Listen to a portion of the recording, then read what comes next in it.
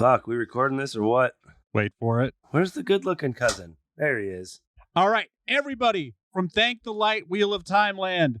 Here is what we're doing. Just like Amazon, we're dropping a 3-parter. They're all going to kind of run together. I'm going to release them hopefully simultaneously. If not simultaneously, like boom, boom, boom.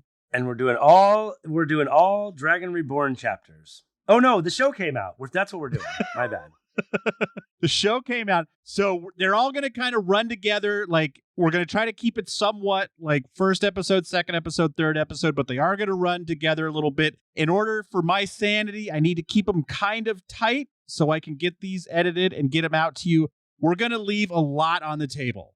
All right. So just hang in there. We have all year to talk about these episodes. These are our first takes, our 3-parter. So like, I literally might cut Justin off mid-thought, start the next episode, and we're going to pick right up where he left off. So just hang in there. You're not from Oakland, Jeremy. Don't you're rooted in Sacramento. Close enough. On that note, so I'm just going to do one intro. You're going to hear this intro for all 3 episodes. You're going to hear the same outro for all 3 episodes. The one thing I do want to say up top real quick, head on over to patreon.com/thankthelight. Check it out. We're going to keep giving you sweet, awesome Wheel of Time content for free. If you would like to help support us for $3 a month, for that $3, you will get a sticker. Woohoo! Who doesn't like stickers? But even better than that, every single month after that, for every month, forever, as long as you're giving us the $3, you will get a bonus exclusive Patreon episode where we will watch something that isn't the Wheel of Time and unfairly compare it to the Wheel of Time. And Jeremy will talk about how much better that show is than the Wheel of Time,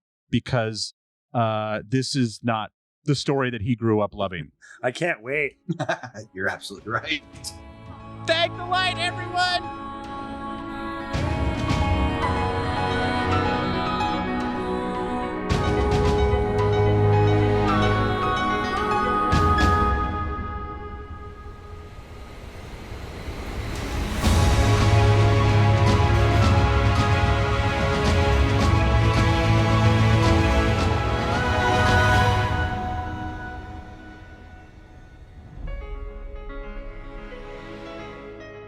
Okay, well, I will be here completely spent, and I'm not sure what I'm fucking doing right now, Sadar. Oh, episode 1. Here we go. 1 of 3. Episode 1 of 3. Holy shit. Justin, as he is. I can't even see him. He looks like he's in Spider-Man's lair. That he's just been shooting webs all over his trailer, and it just sticky, gooey. It's a mess over here. It's a mess. And that was just after episode 1. Oh my God. So I had to watch. So yeah. And I am your... Oh, yeah. Who the hell are you? No, go ahead. No. I am your slightly less skeptical after the first 3 episodes, but still skeptical. What? How did this... I'm not even the skeptical one, and I'm more skeptical after these first 3 episodes. I'm still excited, but I'm skeptical. I got a few things I hate, Jeremy. You can be proud of me. You know what? I'm looking forward to hearing all of that. Was any of this in the books? Lots of it. No, that's one of the great things. Is there's a ton of book callbacks. Little different. A lot of them are different, but there's a ton of little things that are just callbacks to the books, and we're going to get into it. So, all right. First things fucking last. Adelis and Varen, are they really sisters? They're sisters? You know, that was a slightly different thing in the book. Obviously, Adelis and Vendine. But, like, you know, okay, cool, whatever. Not loving Varen's lack of ditziness. What did you think about that, though, Justin? It's fine. You got to do it with the story. That's fine. I was totally cool with it, too. Did you think that they're really sisters, or just, like, she means, like, my sister, like, my Aes Sedai sister? No. They're very much sisters, I think. In my opinion, their blood. I kind of thought so. They look similar, so I was really thinking, yeah, huh? Yeah. So in the books, there's two twins in the book. There's twins that Moraine goes to talk to, Adelius and Vandine. They made it so that it was Adelius and Varen is a very important character in the books. Adelius and Vandine are semi, like if there's tiers, there's like Rand, then there's tier 2 channelers, Rand and everybody else, and then there's Moraine, and then you keep coming down. There's Varen, And then just under that, probably a couple of steps is Vandine and Adelius. And in doing this, they kind of brought one of them up to the same level as Varen. And I think that's totally fine. You have to cut characters. You have to combine characters. It is something that has to be done because you have to get this done. That was a good cut. But like, have I met these people in the first 3 books? Yeah. Yes. When? Yes, you did. But very short. So they come back in the 6th, 7th, and 8th books, 9th, 10th. I mean, way down the line. They come back. Did I meet them in the tower for a brief minute, or did we meet them on the road? Right after Eye of the World, Lan and her go to their, farmhouse out in the middle of nowhere to for a very short amount of time. Learn about, Rand and the prophecies and whatnot. Yeah, before we get too much farther, Des, with, no books in the back of your head, ruining your, stuff. Tell me what you thought of the episodes. It's a slow start for 3 fucking episodes. Like, I understand the first one, you might like, all right, let's figure out where everyone is before we really ramp it up. But this is like, I mean, they had to release all 3 of these together. Like, if they just dropped the first one. Really? Because I felt like the first one was just like blew my fucking mind. And the second two, let Des finish. Let him finish. We're going to let you talk, I promise. But Des needs to finish this because he has no frame of reference. Let him go. Let him go for this one time. And you know what? I have the first one on in the background. I had to split the first one up into 2 episodes already. Really? Okay. Just to get it done. I had to watch 30 minutes, go to a PTA meeting, and then come back and watch the second half.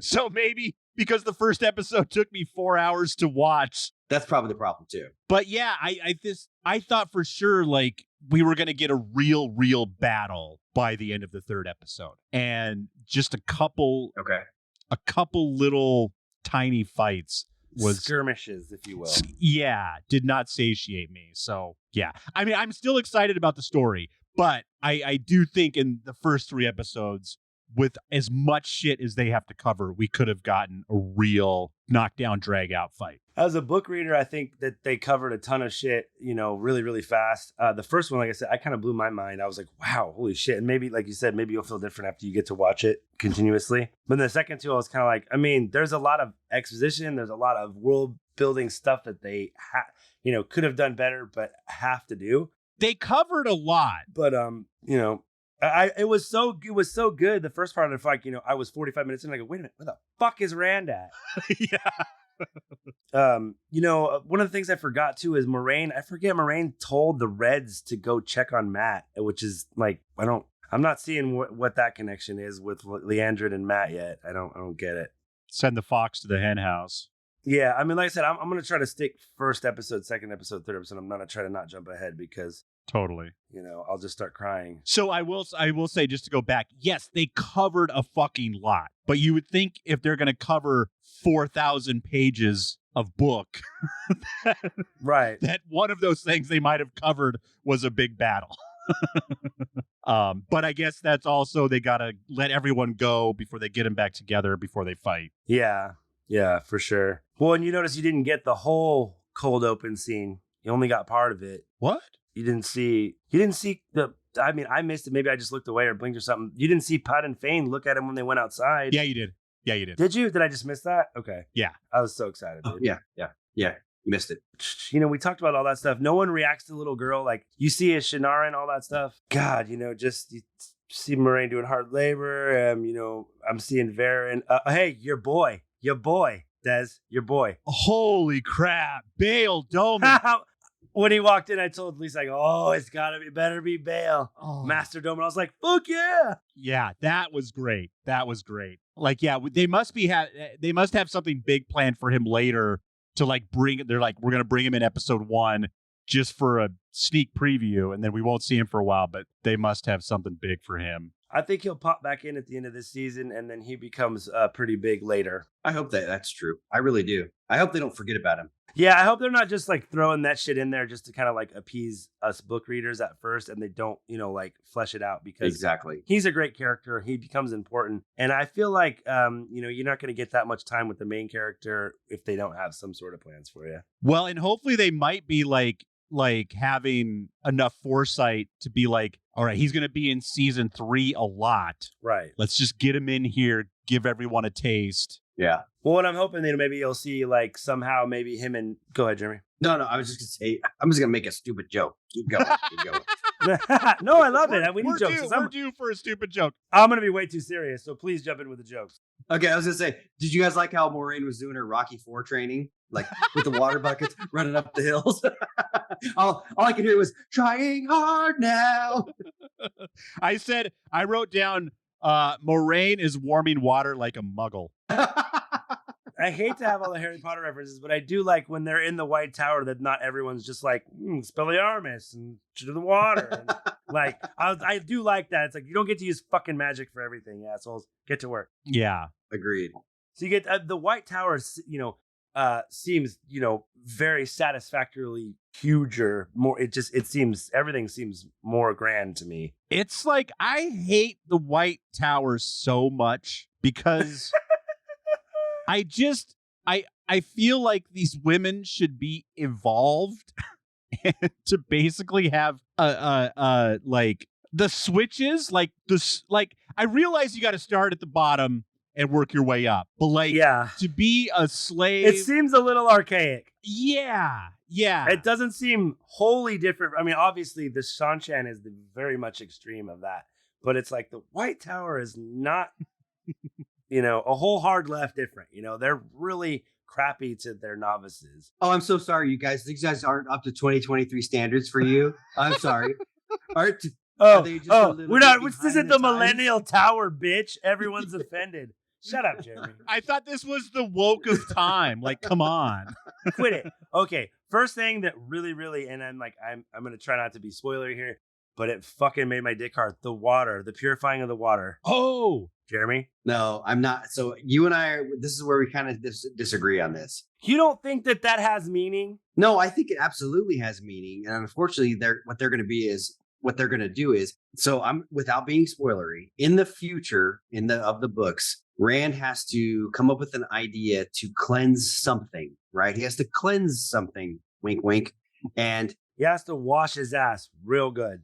Yes, exactly. He has a side-in accident. Yes. And so when he does this, he looks for years and talks to all the smartest people and finally comes up with a solution. And then what they're going to do now is going to be like, Nynaeve's going to be like, oh, I totally did this in the tower. When we cleansed water. It's totally what they're going to do. And Nynaeve's going to get all the credit again. Oh, God. You're right. And you hate that the most. And I hate it. I can't stand it. Why do you hate Nynaeve so much? I don't hate her. I hate Nynaeve. No, my wife, I know you do hate Nynaeve. My wife actually pointed out, she's like, it seems very like misogynistic. And I was like, honestly, like that is definitely a show twist because the books are not written that way. And except when it is written that way, it is usually females being shittiest to other females, not the other way around. You don't get a whole lot of like, women can't do this. Wait, what was misogynistic? Just kind of like it's coming like just the way the tower stuff, it's just like they really dog women and like you're too stupid to fucking even just the way it's kind of archaic. And it was just like, why are they treating these women but it's ladies on ladies doing it. I know it was a bad choice of words. Oh, okay. What's the opposite of misogynistic? Lady hate. Misogynistic?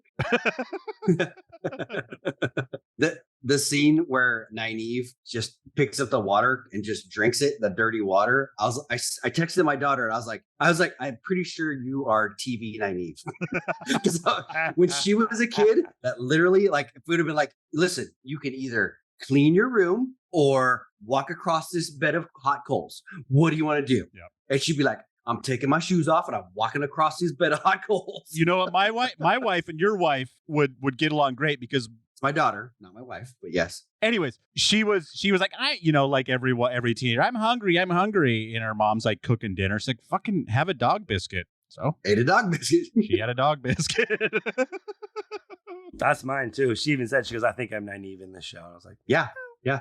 Ask Cat Stevens, man. Or wait, no, not Cat Stevens. Van Morrison? I don't know. Yeah, Cat Stevens. Cats in the Cradle and the Silver Spoon, Little Boy Blue and the Man on the Moon. That's Ugly Kid Joe. Knock it off. Oh, how dare you? How dare you? Oh, wow. Yeah, dude, just Nynaeve drinking dishwater is just a big ass fuck you. It's pretty great. Yeah. So, like, this is so. Do you think it's a direct reaction to Game of Thrones that they're making this so sexy? Yes. Yeah. Yes, absolutely. Yeah, I mean, it's yes and no. It's Hollywood, man. They're gonna fucking sex it up, dude. It's just the way it goes. Not my favorite because this book is No, I don't. But I don't disagree. I disagree because they wouldn't do that with not Game of Thrones. Lord of the Rings. They wouldn't do that with Lord of the Rings. That's Yeah. They're like, we got to get our Game of Thrones, and we can do it with this, and there's no reason for it. I feel like they're doing it, like you said, Jeremy. Kind of sometimes like how you have to hit people over the head. The subtleties of the relationships, as the romantic ones, especially the way Robert Jordan wrote them. Yeah. People wouldn't get it. They'd miss a lot of it. Yeah. Or it would take too much fucking screen time. Americans have to be like, oh, they're fucking, they're together. Like that's, that's what American audiences need. So it's been, just to get a time check, so it's been exactly 1 year since episode 1. 5 months. Yes. Yes, it has. Yes, it has. Oh, since episode 1. Yes. It's episode 1. Episode 1 to episode 1. 5 months since the last episode. Yes. Yeah. Yeah. Beltane to Beltane. And okay, so the whole point of Beltane is to bring your past loved ones back. To have them be reborn, I guess. Yeah, it has to be, because I thought the whole point of it was to bring them back to where you are, No. which would be the two rivers. And if you're lighting candles, so is Beltane a national holiday? It's not just a two rivers thing? Nah, it was kind of like a Two Rivers Andor thing, but I think they're making it a kind of like a world type thing. I mean, maybe it's a world type thing, but I think they would call it something different, right, Jeremy? Or am I wrong? No, I don't think it was, because if you think about it, in the show, the only people that are actually celebrating it are people from the two rivers, right? So Egwene is doing it, Perrin's doing it. Oh, yeah, yeah. I guess Matt kind of did it. So it's all the people from the two rivers. I don't think that all over the place, too, calling their loved ones. Yeah, they're just everywhere. Yeah. Did you guys notice, too? So I've been rewatching The Wire. You guys watch The Wire? I haven't. I've restarted it like 3 times, and I get stuck on season 2, and then When I was like Elias, I was like, is that Elias or is it Omar? Because he has that same scar across his face. It's just going the wrong direction. I was like, oh shoot, that guy's gonna rob people for drugs. Elias looks really cool. Obviously, we're not going to get her and Elias as the sniffer, but that's pretty cool. But I'm totally cool with that. You're cool with that too, right? Absolutely. Yeah, no, absolutely. I mean, it's a bummer. You can't have that many characters. You can't have every character, not at all. No. Yes, absolutely. Their costumes again this year just look fucking Pretty good. awesome. I agree. The set seemed bigger. I was really happy with how Loyal looked on screen. He looks sufficiently huge, Better. and sufficiently strong, as we'll get to in the next episode. He looks like he can. So much better than last year. He looks like he can fucking snap up a Trolloc by its neck and be like, "Get the fuck out of here." I was really happy with that, dude. One of the things that I didn't like, Daniel Henney, when he's like talking about Moraine and all the stuff that she's going through and all the stuff that he's going through, he comes off more pouty than he does like stoic. You know what I'm saying? Like Lan is very stoic. He doesn't let his emotions out. And Daniel Henney is kind of like, no, man, she just doesn't like me anymore. And I was just like, oh, come on, man. Takes a couple of whiffs at the sword. Is very like angry teenager-ish, which I mean, like, again, I'm so angry. I just need to dance. I need to dance it all off.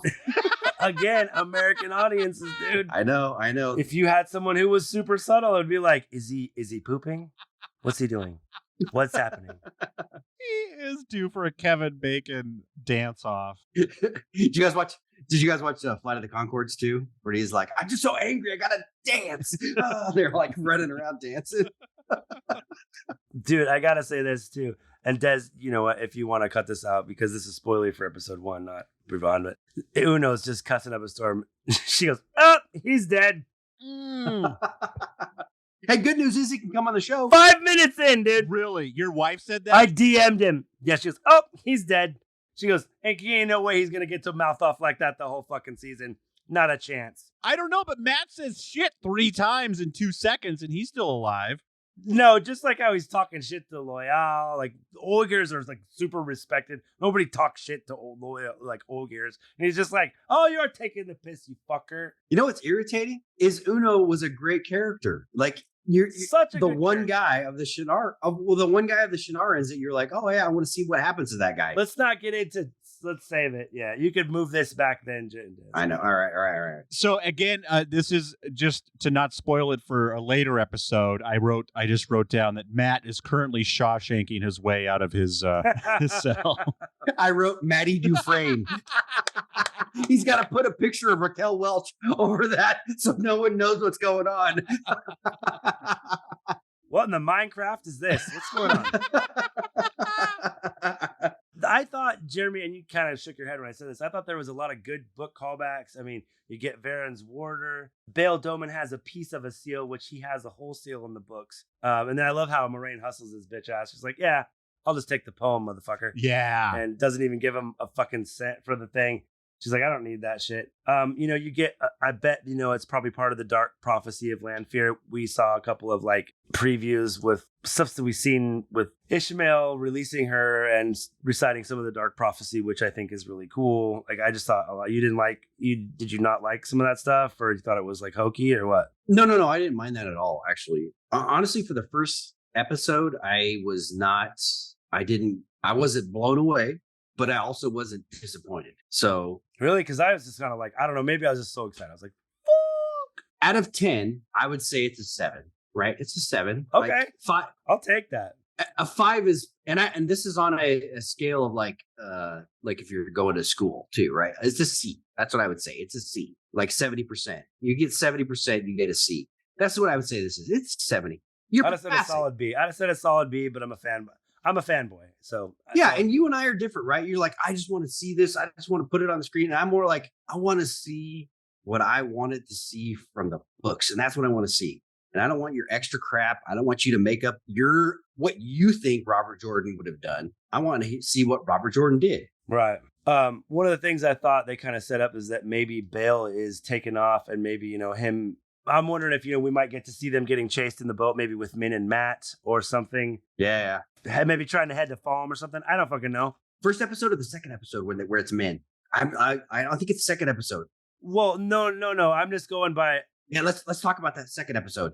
Right now, I'm just talking about Bail Doman. He's taken off and he's run down Worm. So I'm hoping, who might we see him? Okay, oh yeah. Who might we see him maybe hook up with and be running from Charlottetown River? Because Moraine's like, they're gonna chase you. They're gonna chase you. Yeah. And so I'm guessing that he's gonna hook up with somebody from our crew and maybe kind of have it like when they run away from Shadar Logoth. So we'll still kind of get something similar, which I thought was maybe cool. I did like how that Moraine totally she was like. He went from 5 marks to 1 mark.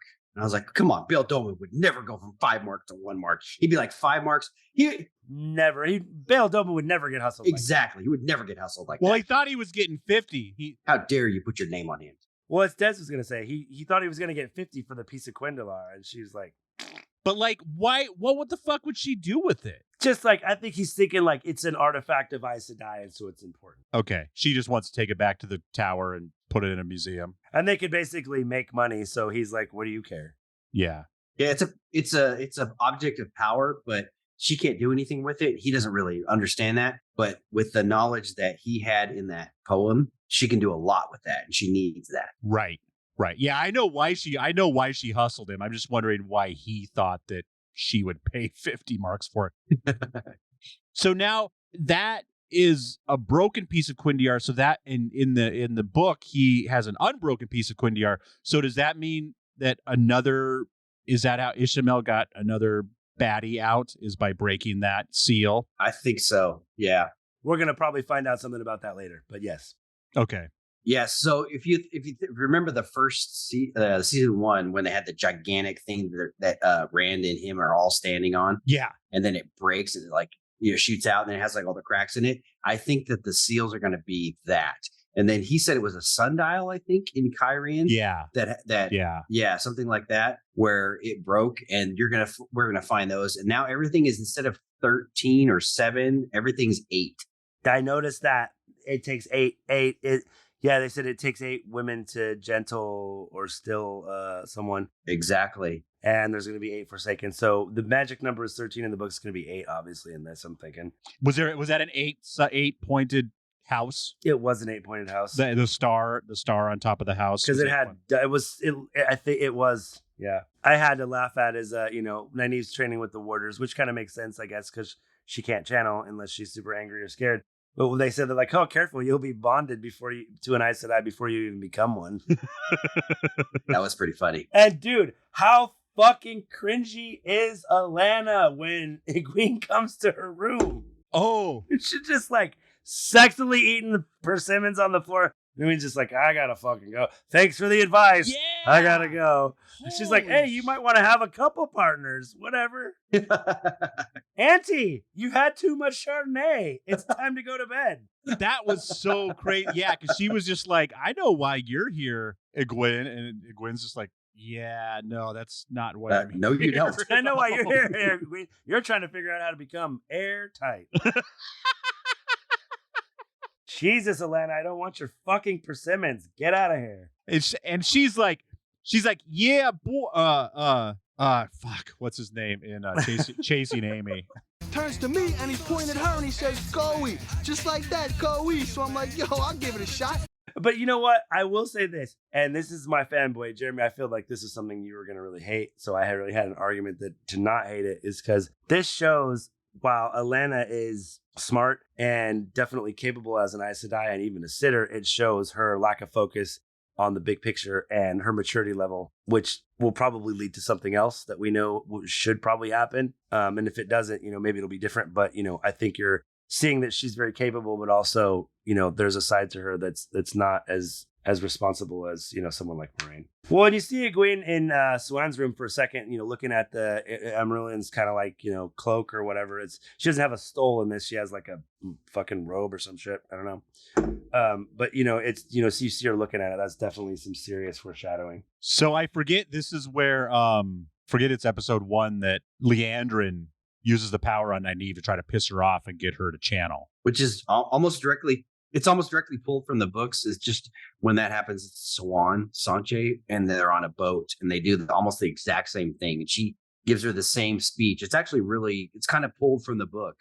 I didn't mind that at all. Wouldn't you say that Leandrin's is a little bit more menacing and darker just because like she's kind of starting to tell on herself with some of the things that she says? It's like, sure, if you really break down like in the moment, like if you're that person that she's talking to and she's a person of authority, you kind of, okay, I just got to handle my business.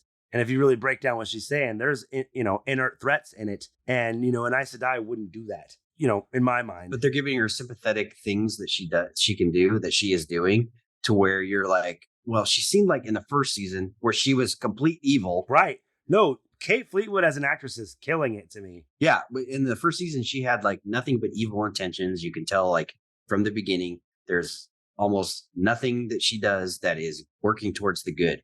Second season, they give her almost like I wouldn't say it's a redemption arc, but it was more of she has things that will make her sympathetic. And so people are like, okay, maybe she's not just complete evil. What are her motives?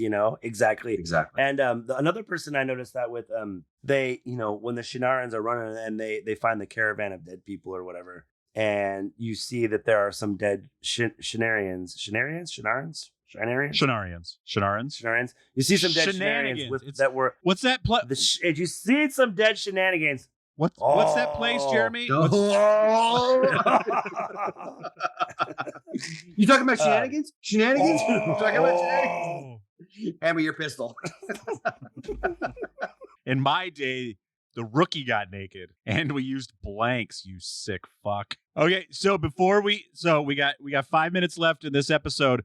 So we gotta get to the fades. Okay, yeah, okay. So that was Jeremy. I agree with you. Angry land is more like petulant land. I do have a question, and we can finish. I want you both to think about it. We can answer it beginning of next episode. Do you think Perrin's little thing is I used to watch Layla wave to Pod and Fane with a giant smile on her face? Do you think that has any meaning, or is it just Pod and Fane? I'm like, she's a fucking dark friend, man. I stand by it. Justin, I got to give you totally 100% credit on this. Or I don't know if you and Desmond both came up with this, but you guys said that she was a dark friend from the beginning. And I was like, I don't think so. But that got me thinking. And I was like, man, I don't think that's a throwaway line of him just being I don't like, think "Oh, it's she a was so throwaway happy line to either. see him." I'm like, I don't think that's an accident. no, I think you're right. And you know what? It gives Perrin a redemption too of like, oh, you murdered your wife. Okay. But she wasn't dark, Fred. That's right. And is there any way that could she be reincarnated and come back No. for the final battle against Perrin? She's not important enough. She for would be that. she would be a Then little kid. why? What? Just to make it okay that Perrin killed her? We have no idea. Why did they do it? Desmond, we have no idea. It's not in the books. It has nothing to do with anything.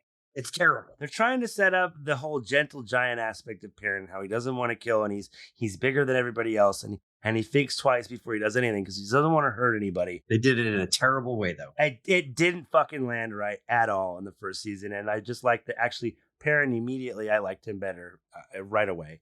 Because he does. Yeah, he puts his ring on his Beltane candle and then takes it back. Right, and then he takes it back off. Yeah. I do like Matt, or Jesus fucking Christ, Matt Rand, whatever the fuck his name is, Ben, whoever. Land is like, he's like, yeah, make your dinner yourself. He's like, oh, sick bird. And eat it wherever the fuck you want. Yeah, eat it wherever, eat it up your ass. I don't care. You know what drives me insane, though? This happens in a lot of movies where someone's trying to sneak away, especially when they're trying to get a horse to sneak away. And they're like, shh. And they're like rubbing the horse and like, shh. And then they jump on top of it and they're like, yeah. Hey, how do you get a letter right now? How do we get letters in this world? Is there pigeons? You remember? It's Wheel of Time Express, like Pony Express. Yeah. Okay, fair enough. That's fine. They take orphans. Toe rocking. I'm so sorry to get us off track, but I can't believe we're fucking talking about this. I just watched The Postman for the first time ever the other day. Oh, Because I didn't realize it was post-apocalyptic until like a month ago. And I was like, wait, what? Is that a porno? The Postman starring who, Jeremy? You know who? Kevin Costner. It came out a year before. And Tom Petty. Oh. And like, I've seen the cover. There's nothing about the cover that says post-apocalyptic. Like, it totally looks like a 1850s Western. Everything about it. But it's fucking post-apocalyptic. Oh my God. It's holy shit. I hear that. We're almost there. I have like a couple things. Can we keep going for like 2 minutes? Yeah, just make sure we get to the fades. Let him go. Okay. 2 things. How do they get their fucking horses back? That doesn't really matter. We can talk about that next episode. Land cracking the joke about how he needs to be quiet made me fucking laugh. Yeah. Me too. Because he talks more in this than he does in the entirety of the fucking series until the last battle, let me tell you. Okay, Halfmen. The Halfmen effect is fucking amazing. Yeah. I loved it. Yeah, they were pretty cool. What do you think, guys? Yeah, agreed. The way they move from shadow to shadow, I mean, fuck yeah, dude. I couldn't believe it when they said later, like, you fought off 3 of them. I thought for sure there was 7 or 8 of them. I thought there was 6. Yeah. Yeah. I legit was like, is there 4? Is there 6? Well, because I thought he killed more too, but like, yeah, the fact that it was just 3 of them moving from shadow to shadow was, whoo. Moraine kills one and he kills one right away. But then I think that what they're saying is after they killed the 2, then he had to fight another 3 more. I think there were 5. That makes sense. Oh, he fought 3. Yeah. Well, actually, he fought 4, but he killed 1 right away. Yeah, he comes kind of like fucking Bruce Lee and in, decapitates the one. Moraine was gangster as fuck because she just stabs in the shadow and like, dead. That was pretty cool. Yeah, that was crazy the way she lured it. She knew what she was doing. She's like, I'm going to step this way. I'll have to say, as cool as I imagined Fades being, that was exceeded all expectations. And she was starting to channel a little bit, right? Yeah. No, I think what she was thought that? she I don't was. think so. And that was Varen. There was a wee. That was Varen doing it. If you see it, like it comes, I think she's she's trying to do it. If you go and watch it, she's trying to like to channel, and then all of a sudden it comes from Varen. Go watch it again. I'm watching it right now. No, yeah. The channeling comes from Varen, and she channels to her warder to like light his sword on fire. And Adilis, they're up above, and they channel down upon. They channel like a kind of like a wind thunderclap to kind of stun. Yeah. The last one, and then they kill it. So they're like, cover your ears. Thank you for listening to Thank the Light, the Wheel of Time podcast. Please like, subscribe, and tell a friend about Thank the Light. And please check out our Patreon at patreon.com/thankthelight. We have and will continue to produce Wheel of Time content for free, but if you could help us with some production costs, we would be greatly appreciated. We are asking for $3 a month, and to show our appreciation, you will receive an exclusive podcast every month. We do not want to put any woke content behind a paywall, so these episodes will consist of us discussing a different fantasy movie and unfairly comparing it to the Wheel of Time. You will also receive a Thank the Light sticker, and if you are one of the first 10 Patreons to subscribe, you will be able to select the movies we discuss. I don't want to give away too much right now, but I'm just saying that as of this exact moment, we have 0 patrons. So sign up right now, give us $3, and we're watching your movie in September. If we get 30 subscribers by the end of season 2, you will all receive a Thank the Light t-shirt. That's right, folks. Let's get 30 people on there. We'll get you all a t-shirt, and thank all of you for your patronage. If you like the show and would like to support us for free, we just ask again, like, subscribe, and tell a friend about Thank the Light. Check us out on Twitter. We are Wolf Brothers at @ParsDaleman. That is Wolf Brothers at @ParsDaleman. Send us questions and comments to thankthelight@gmail.com. And also in September, I'm not going to hype the other podcasts because I'm just going to tell you through September, what I'm going to do every Wednesday, folks, is I'm going to drop another podcast from the Sounds Awesome Network.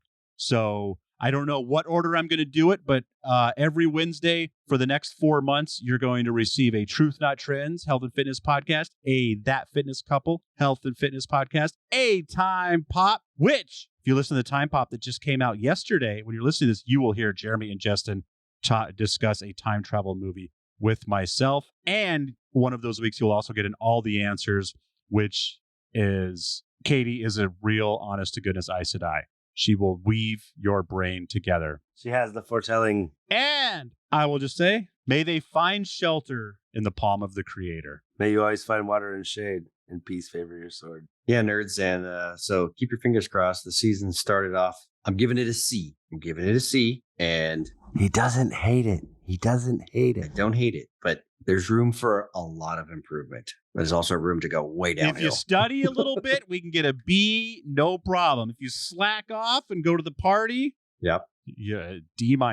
So you want to be me in high school? You're going to go to that 1.8 GPA, or do you want to be me 2.8? Woo! 2. Yeah, exactly. Are you guys serious? Oh yeah. I can't have graduated with the highest GPA out of the 3. I definitely had the lowest. Gotta be. I had like a 3.3. Hey, Justin, you want to know a secret? What? I didn't graduate high school.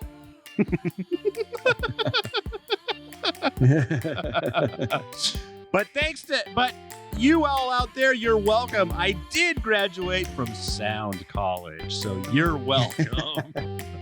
Do you have a diploma from high school? No, Nope. But I do have a college diploma. Exactly, I do. I am not average, I am not ordinary, I am a masterpiece, you know I do it for me. I am not perfect, no that's imaginary, but I'm a masterpiece, you know I do it for me.